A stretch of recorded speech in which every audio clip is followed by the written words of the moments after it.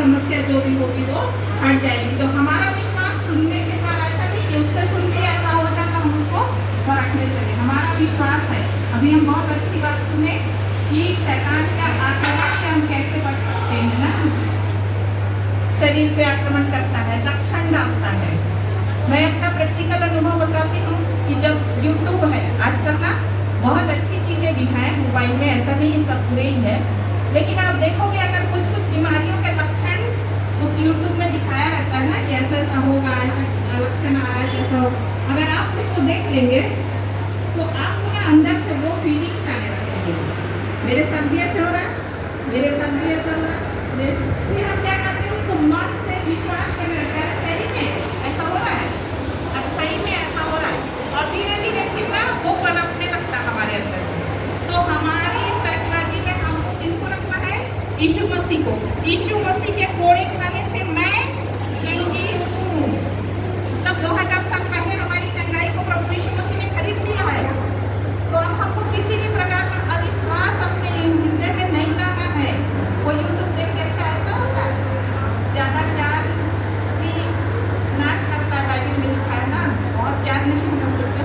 हम चारों तरफ से ज्ञान अर्जित कर लेते हैं, और ज्ञान अर्जित करके फिर हम उसमें क्या होते हैं, फंस जाते हैं। हमने सुना अभी कि शैतान हमको कई प्रकार से हमारी बुद्धि के द्वारा से, हमारे मन के द्वारा से हमको गिराता है। तो मन में कभी भी ऐसी बातों को लाने की जगह लक्षण दिख भी जाए तो भी हमको क्या कहना है, कुछ नहीं है, मेरे प्रभु ने चंगाई मेरे लिए खरीद ली है 2000 साल पहले, और अब मैं क्या हूँ, चंगा हूँ। बार बार आप इसी बात को अपने मन में लाइए तो कोई बीमारी के लक्षण आपके अंदर में नहीं होंगे।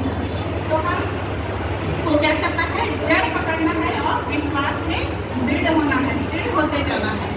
और सबसे ज़्यादा आखिरी बात देखिए, सबसे ज़्यादा क्या, और अधिकाधिक धन्यवाद करते रहो। पहला थिस्सलुनीकियों के 5:8 देते हैं।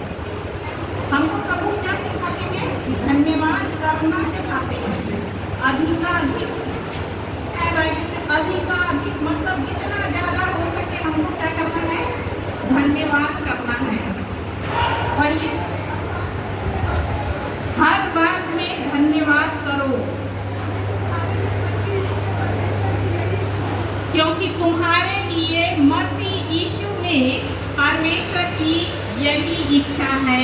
तो हमको अपने परमेश्वर की इच्छा को अपने जीवन में पूरा करना है। तो हमको हर बात में धन्यवाद करना है, क्योंकि बाइबल रोमियो में बताता है कि प्रभु के लोगों के लिए हर बातें मिलकर क्या करती है, भलाई को उत्पन्न करती हैं।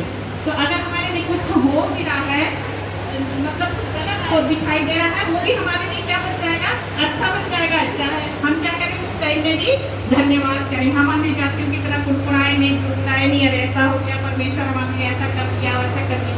परमेश्वर हमारे लिए सब समय क्या करते हैं, भला करते हैं। हम अपनी अभिलाषाओं में फंस के और पाप में पड़ के ये सब चीज़ों में फंस जाते हैं। तो हमको क्या करना है, सिर्फ धन्यवाद, अधिकाधिक धन्यवाद करना, हर चीज़ के लिए धन्यवाद करना है। चाहे अच्छी परिस्थिति हो तो भी धन्यवाद, और गलत परिस्थिति हो तो भी धन्यवाद। मैं अपनी एक कहानी बताऊंगी कि जब हमारी बेटी बहुत छोटी थी, 1 साल की थी, उस टाइम में हमारे पास कुछ कर्ज था और वो कर्ज चुकाने के योग्य हम लोग नहीं थे। तो हम दोनों पति पत्नी रोज प्रार्थना करते थे 6 महीने तक कि हम किसी प्रकार का बैंक से लोन लेके उस कर्ज को बता दें, धीरे धीरे हम मंथली पेमेंट से उसको क्लियर कर देंगे। लेकिन कहीं से भी हमको लोन नहीं मिला। आप सोचिए लोन मिलना कितना आसान होता है ना, लोग तो एकदम खड़े रहते हैं लोन में, और हम जिसके पास भी गए सब जगह हम निराश हुए, कहीं से हमको लोन नहीं मिला। और हम 6 महीना भाग गए प्रार्थना कर करके, फिर सोचे अब क्या बोले, चुपचाप रहते। 6 महीने के बाद जहाँ हमको देना था, जिस जमीन को हम खरीदे थे उस जमीन के लिए देना था, वो हाउसिंग बोर्ड वाले एक नियम निकालते हैं कि जितना भी ब्याज है वो सब हाउसिंग बोर्ड माफ करते हैं। अब आपको सिर्फ मूल पटाना है। तो हमको वो जो 80-85 हज़ार पटाना था वो सिर्फ 15,000 पटाना पड़ा। अगर हम लोन लेके पटा देते तो क्या होता, बैंक वाला तो माफ नहीं करता ना, बैंक को तो हमको देना पड़ता।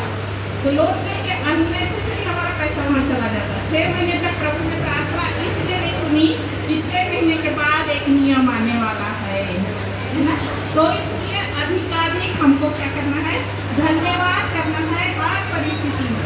प्रभु जी हमारे लिए सब बातें मिलके वचन बताता है, भलाई को उत्पन्न करता है।